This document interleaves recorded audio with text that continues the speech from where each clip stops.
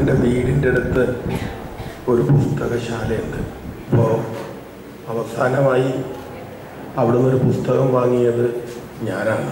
അപ്പോൾ അന്ന് പൊടി പിടിച്ചിരുന്ന ആ പുസ്തകശാലയിൽ ഒരു പുസ്തകത്തിൻ്റെ പേരിൻ്റെ അവിടെ ഞാൻ ആ പൊടിയൊന്ന് മാറ്റി നോക്കിയപ്പോൾ ഞാൻ കണ്ട പേര് സാറ ടീച്ചറിൻ്റെ മാറ്റാത്തി എന്ന് പറയുന്ന പുസ്തകമായിരുന്നു. അത് കഴിഞ്ഞ് ഇന്നലെ ഞാൻ ആ പുസ്തകശാലയുടെ മുമ്പിൽ കൂടെ വരുമ്പോൾ അവിടെ മുഴുവൻ ഭയങ്കര തിരക്കാണ്.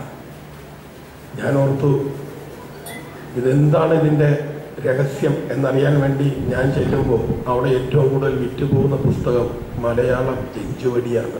മലയാളം എഞ്ചുവടിയാണ് ഇപ്പോൾ അവിടെ ഏറ്റവും കൂടുതൽ വിറ്റുപോകുന്ന പുസ്തകം. കാര്യം സർക്കാർ കർശനമായ നിർബന്ധമാക്കി സർക്കാർ ജോലിക്ക് മലയാള ഭാഷ അത്യാവശ്യമാണ്. പക്ഷെ എനിക്ക് തോന്നുന്നത് മലയാളി എന്തായാലും സർക്കാർ ജോലിക്ക് ഇനി അർഹരാകില്ല. കാര്യം ബംഗാളിയൊക്കെ ഗംഭീരമായിട്ട് മലയാളം എഴുതാനും വായിക്കാനും പഠിച്ചു കഴിഞ്ഞു. ഒരുപക്ഷെ ഇനി സർക്കാർ ജോലി കൂടെ നമ്മളിനി അവരെ ഏൽപ്പിക്കേണ്ട ഒരു അവസ്ഥയിലേക്കാണ് കാര്യങ്ങൾ പോയിക്കൊണ്ടിരിക്കുക.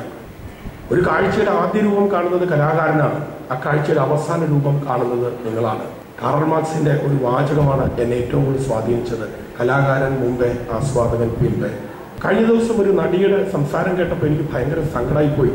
ഞാൻ വോട്ട് ചെയ്യാറില്ല, സംസ്ഥാന അവാർഡ് കിട്ടിയ നടിയാണ്. ആ നടി പറയുന്നത് ഒരു വലിയ ഇന്റർവ്യൂവിൽ വലിയൊരു ചാനലിനെ നോക്കി അവർ പറയുന്നത് ഞാൻ വോട്ട് ചെയ്യാറില്ല. എന്തിന്? അതൊരു അനാവശ്യ ഒരു വേസ്റ്റായ ഒരു ദിവസം വെറുതെ കളയുന്ന ഒരു വേസ്റ്റായ ഒരു സംഗതിയാണത്. വോട്ടവകാശത്തിന് വേണ്ടി സമരം ചെയ്ത അടിയും ഇടിയും മേടിച്ച് ജീവത്യാഗം നടത്തിയിട്ടുള്ള ഒരുപാട് മഹാന്മാരെല്ലാം കൂടെ നമുക്ക് നേടുന്ന ഒരു അവകാശം അത്. ഇപ്പൊ നമ്മളെ ജയിക്കാനാണ് പഠിപ്പിച്ചുകൊണ്ടിരിക്കുക. എല്ലാവരും ജയിക്കാൻ വേണ്ടി പഠിപ്പിക്കുക.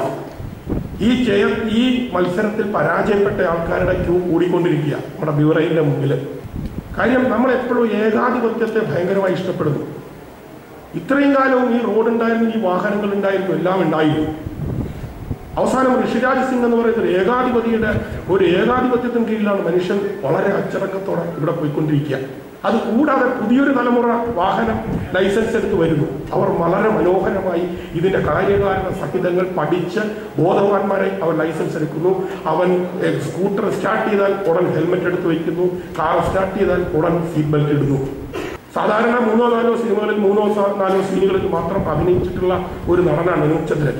കിട്ടിയ കാശും അമ്മ തന്ന കുറച്ച് വസ്തുവും എല്ലാം കൂടെ പണയം വെച്ചിട്ട് ഡോക്ടർ ബിജുവിനെ കൊണ്ട് സംവിധാനം ചെയ്യിപ്പിച്ച് രാമൻ എന്ന് പറയുന്ന ഒരു സിനിമ ഞാൻ പ്രൊഡ്യൂസ് ചെയ്തു. ആ സിനിമയ്ക്ക് എനിക്ക് 32 ലക്ഷം രൂപയായി ആ ഒരു സിനിമ. ആ സിനിമയ്ക്ക് എനിക്ക് കിട്ടിയത് ചിത്രാഞ്ജലി തിയേറ്ററുകാരൻ അയച്ചെന്ന് 1200 രൂപയുടെ ഒരു ചെക്കാണ്. ഞാനത് ഇപ്പോഴും ഫ്രെയിം ചെയ്ത് വെച്ചിട്ടുണ്ട് വീട്ടിൽ. അതിന്റെ ബാധ്യത പിന്നീട് ഏഷ്യാനെറ്റിലൊക്കെ ചില ജോലികളൊക്കെ ചെയ്തിട്ടാണ് ഞാൻ അതിന്റെ ബാധ്യത തീർത്തത്.